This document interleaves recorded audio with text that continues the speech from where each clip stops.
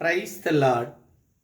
இறையேசுவுக்குள் அன்பான இறை உறவுகளே, இறை வார்த்தையோடு இந்த நாளிலே உங்களை சந்திக்கிறேன். இறை வார்த்தையாக சீராக்கின் ஞானம் 3வது அதிகாரம் 26வது மற்றும் 27வது வரை உள்ள இறை முத்துக்கள். பிடிவாதம் கொண்டோர் இறுதியில் தீமைக்கு உள்ளாவர் என்று சொல்லப்படுகிறது. கேட்டினை விரும்புவோர் அதனால் அழிவுறுவர் என்று சொல்லப்படுகிறது. அது மட்டுமல்ல, அடங்கா மனத்தோர் தொல்லைகளால் அழுத்தப்படுவர்.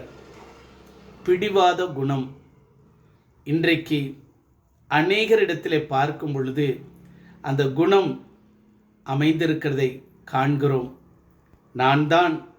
நான் சொல்வதைத்தான் கேட்க வேண்டும், நான் எது செய்கிறேனோ அதுதான் நல்லது.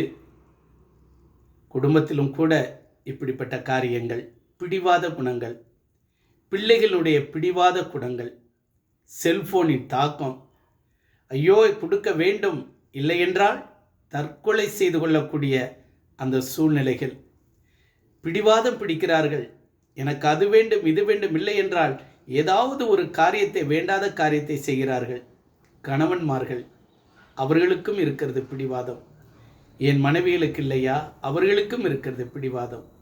இந்த பிடிவாதம் குணங்கொண்டோர் அதிலிருந்து மாற வேண்டும் என்பதுதான் ஆண்டவருடைய இதோ கட்டளை, ஆண்டவருடைய அந்த வார்த்தை. பிடிவாதம் குணங்கொண்டோர் இறுதியில் அழிந்து விடுவர். அன்பு தெய்வ பிள்ளைகளே, அதற்காக நாம் ஜெபிக்கலாமா?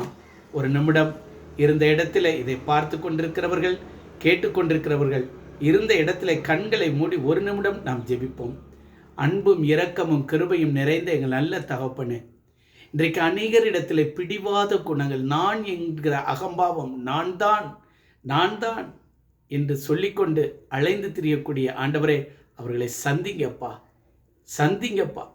இந்த பிடிவாத குணத்தினால் எத்தனையோ குடும்பங்கள், எத்தனையோ பிள்ளைகள் இன்றைக்கு சீரழிந்து கொண்டு இருக்கிறதப்பா.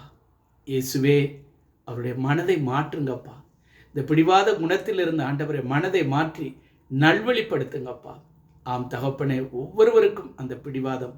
அது மட்டுமல்லப்பா, இந்த பிடிவாத குணத்தினால் அழிந்து போன சீரழிந்த குடும்பங்கள் அப்பா நினைத்து பார்க்கிறோம்.